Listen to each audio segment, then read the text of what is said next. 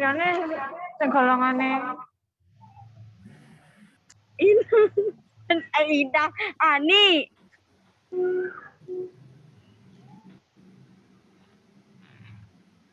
Masih 18. Yang lainnya dikontak ya.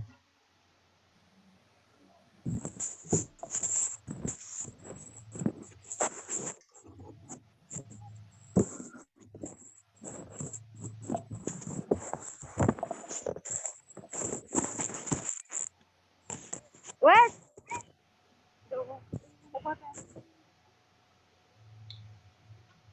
Mbak Sofi. Oke, kita mulai ya sambil nunggu yang lainnya ya.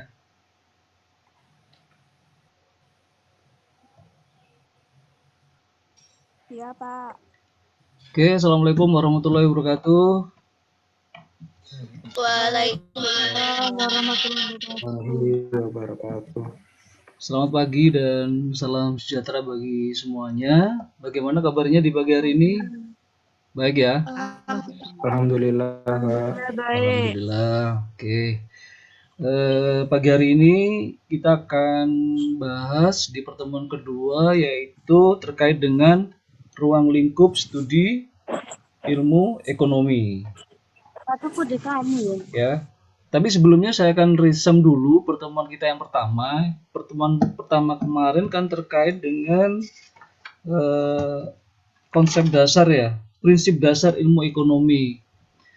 Nah, sedikit saja saya ingin summary bahwa ilmu ekonomi itu muncul karena faktor kelangkaan. Nah, kelangkaan itu kan karena terbatasnya sumber daya baik itu manusia maupun alamnya.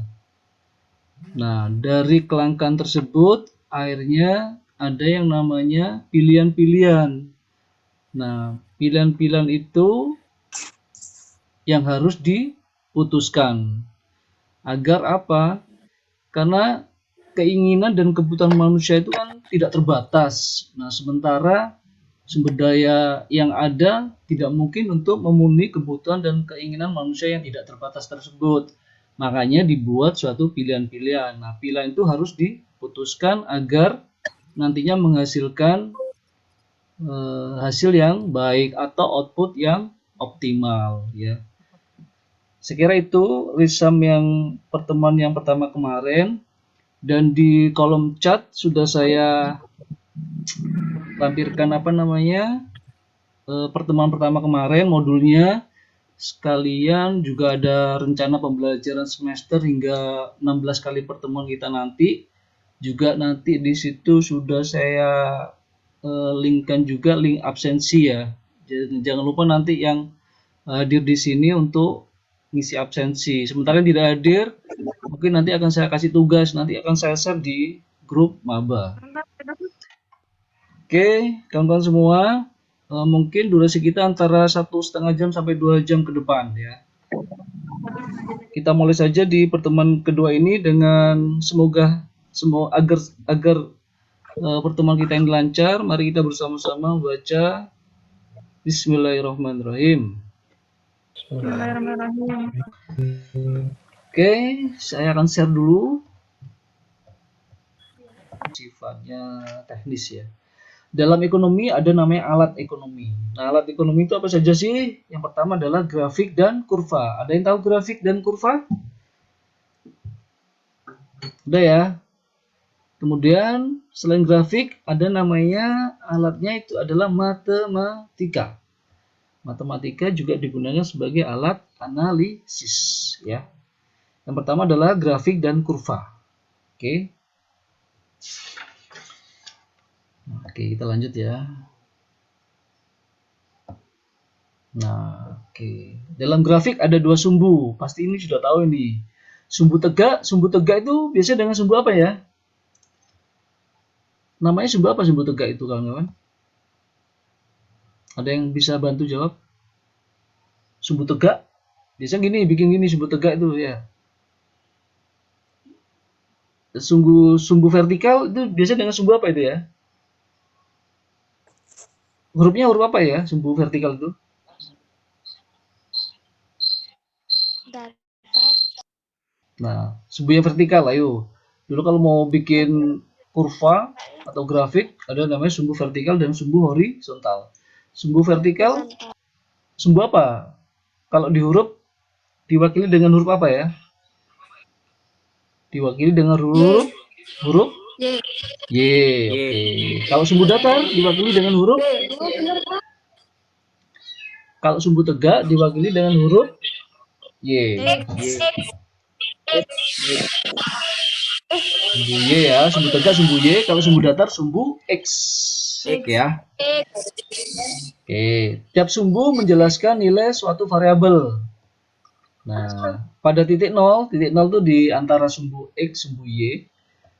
Nah, kalau pada titik 0 variabelnya adalah 0. Tapi kalau semakin jauh dari 0, maka nilai variabelnya semakin besar. Oke ya, kita harus tahu dulu nih sebelum kita nanti mempelajari tentang grafik atau kurva ya. Oke, dipahami sumbu tegak. Nah, oke, ini ya. Oke ya. Anggap ini contoh nih, sumbunya sumbu vertikal. Berarti sumbu diwakili dengan huruf Y. Kemudian sumbu X, sumbu horizontal diwakili dengan huruf X. Nah, kemudian ada variabel 2, ada variabel 1. Contoh ya. Oke, kita kasih contoh lagi. Nah, ini contoh namanya kurva permintaan. Ada yang tahu apa P1 ini? Teman-teman? P1 apa?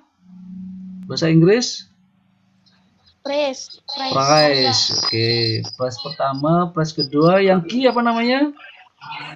Quantity. Quantity, jumlah. D apa namanya? Ayo, D apa namanya? Demand. Demand, permintaan. Oke. Dari dua sumbu ini, kalau kita ketahui sumbu yang tegak, vertikal, itu adalah harga, price. Kemudian yang horizontal, yang bawah, itu adalah jumlah. Nah, kita simulasikan dalam berupa bentuk beras. Beras dalam kilogram. Tadi dari sebelum materi modul sebelumnya ada sifat teori, bahwa sifat teori tidak mesti harus searah atau sama. Contoh ini ya. Ini contoh. Price 2. Kenapa ya garisnya? Kenapa sama dengan Q2? Kenapa hubungannya dengan Q2? Mungkin ada yang bisa jelasin? Maksudnya apa nih? P2 ada hubungannya dengan Q2. Ada yang bisa bantu? Artinya semakin rendah harga barang, harga beras, maka permintaan jumlah beras itu semakin kecil atau semakin banyak? Kecil. Ulangi lagi, semakin rendah harga beras, permintaan konsumen terhadap beras itu semakin banyak atau semakin sedikit? Semakin banyak. Banyak. Makin banyak bang dikit. Semakin banyak karena harga barangnya lebih murah. Oke, jadi kalau kita beli barang sama mereknya A, tapi harganya di toko satunya lebih murah, maka kita beli toko yang lebih murah kan? Sehingga apa? Otomatis toko yang lebih murah tadi itu konsumennya pasti akan banyak kan gitu. Tapi kualitasnya sama. Tapi kita bandingkan nih, kalau harganya semakin tinggi, permintaan akan beras tersebut semakin rendah atau semakin tinggi? Semakin kecil atau semakin rendah? Oke ya, kita lihat ya. Nah, P1 pasti hubungannya ke Q1. Nah, bagaimana dengan hubungannya dengan demand, permintaan? Nah, kita lihat nih. Permintaannya kita lihat nih. Tuh, lihat kan? Permintaan kalau harganya semakin tinggi, maka permintaannya juga semakin kecil.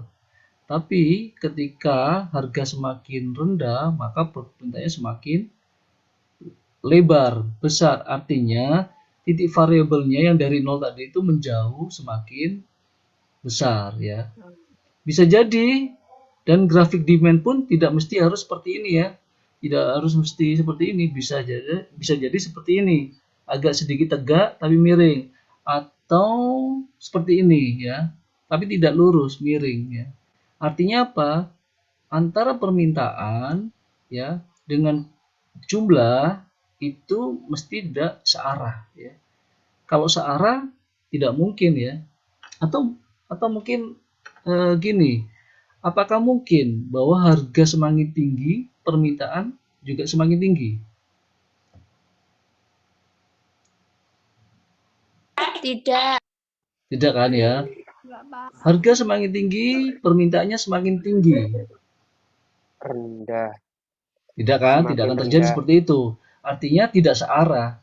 Artinya kalau harga beras itu tinggi, kemungkinan permintaannya juga tidak akan tinggi ya.